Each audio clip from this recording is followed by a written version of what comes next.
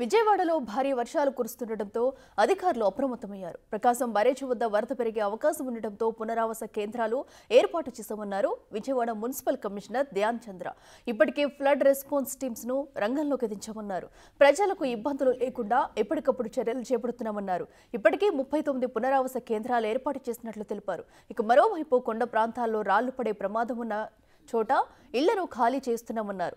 బుడమేరుకు వరద వస్తున్నదన్నది అపోహ మాత్రమేన్నారు ధ్యాన్ చంద్ర. బుడమేరులో వరద లేదన్నారు. ఎప్పటికప్పుడు పూడికతీత పనులు కూడా చేపడుతున్నామంటున్న మున్సిపల్ కమిషనర్ ధ్యాన్ చంద్రతో మా ప్రతినిధి నరసింహ ఫేస్ టు ఫేస్.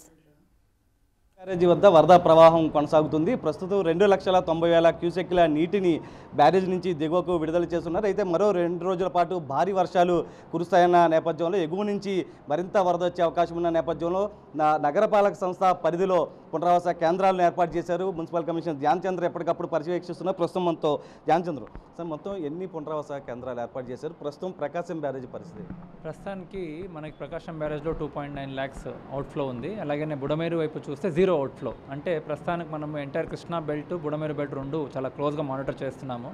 దీనికి సంబంధించి కలెక్టరేట్లో కంట్రోల్ రూమ్, విఎంసీలో కంట్రోల్ రూమ్, అలాగే ప్రతి ఒక 42 మాన్సూన్ రెస్పాన్స్ టీమ్స్ అనేసి మనము ఎంటైర్ సిటీ ద్వారా పెట్టడం జరిగింది. ఇది కాకుండా మనకి లాస్ట్ టైం వచ్చిన వరద వల్ల మనకి జరిగిన నష్టం అంతా మనకు అంత అవగాహన ఉంది. కాబట్టి ఇప్పుడు ఈ టైంలో ఎట్టు పరిస్థితుల్లో ఎలాంటి ప్రజలకి కూడా ఇష్యూ రాకూడదు అనేసి దాదాపుగా 35 లొకేషన్స్లో మనం రీహాబిలిటేషన్ సెంటర్స్ కేంద్రం ఎస్టాబ్లిష్ చేయడం జరిగింది.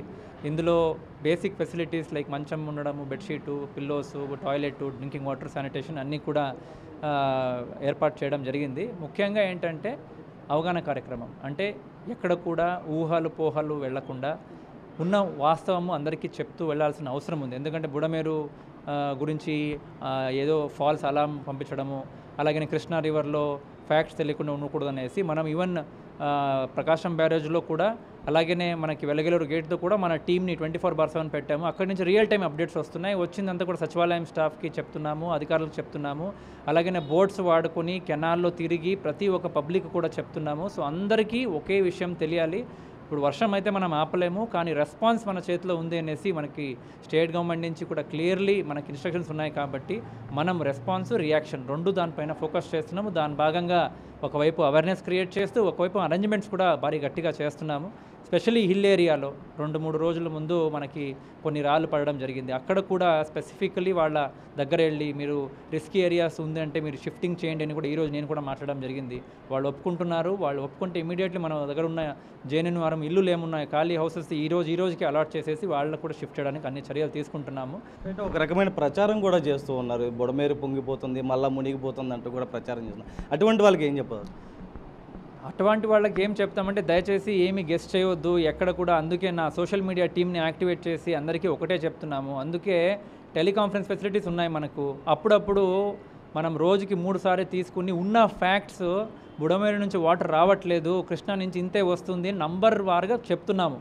సో మనకు అందరికీ తెలియాలి. తెలిస్తేనే ఇలాంటి ఫేక్ అలామ్స్ ఏముంటాయో దాన్ని అడ్రస్ చేయవచ్చు. కాబట్టి ఇప్పుడు యాజ్ వి స్పీక్ ప్రతి గంటకి బుడమేరు నుంచి ఎంత వాటర్ వస్తుంది, అలాగే కృష్ణా నుంచి ఎంత వాటర్ వస్తుంది అందరికీ తెలుసు. అధికారులకు తెలుసు. కాబట్టి ఇమీడియట్లీ పబ్లిక్ కూడా చెప్తున్నాము. అలాగే సోషల్ మీడియా నుంచి అండ్ ప్రింట్ మీడియా నుంచి మన టీవీ మీడియా కూడా చెప్పమని చెప్పా పిఆర్ఓకి. ఎవ్రీ గంట మీకు తెలిస్తే కూడా మీకు కూడా ఐడియా వస్తుంది నిజంగా ఇది జరగట్లేదు అనేసి. Information అసిమెట్రీనే problem. ఇన్ఫర్మేషన్ అందరికీ తెలిస్తే ఇవన్నీ ఉంది. కాబట్టి ఎవరు దయచేసి గెస్ట్ చేయవద్దు. మీకు ఎవరైనా డౌట్ ఉంటే, ఎవరైనా ఇలాంటి పుకార్లు పంపుతుంటే ఇమీడియట్లీ లోకల్ ఆఫీసర్స్ మీకు ఎవరు తెలిసినా వాళ్ళని అడగండి. వాళ్ళ దగ్గర ఫ్యాక్చువల్ డేటా ఉంది. అప్పుడప్పుడు మేము కూడా ప్రెస్ నోట్ ఇస్తాము. ఎవ్రీడే ఈవినింగ్ ప్రెస్ నోట్ కూడా ఇస్తున్నాము. సరే అది మీకు అన్ని ప్రెస్ నోట్ అవన్నీ అందకపోయినా మీ సచివాలయం స్టాఫ్ ఐడియా ఉంది, అడ్మిన్ సెక్రటరీ ఐడియా ఉంది, టౌన్ ప్లానింగ్ సెక్రటరీ ఐడియా ఉంది, శానిటేషన్ సెక్రటరీ ఐడియా ఉంది, ఎస్ఐ ఐడియా ఉంది. వాళ్ళని అడిగితే చెప్తారు. ఎవరి మాట నమ్మొద్దు. సరే, మరో 2 రోజుల పాటు భారీ వర్షాలు కురుస్తాయని చెప్తున్నారు. మన విజయవాడ నగరపాలక సంస్థ పరిధికి సంబంధించి డ్రైనేజీలకు సంబంధించి ఎప్పటికప్పుడు పూడికి తీసుకో చేస్తూ ఉన్నారు.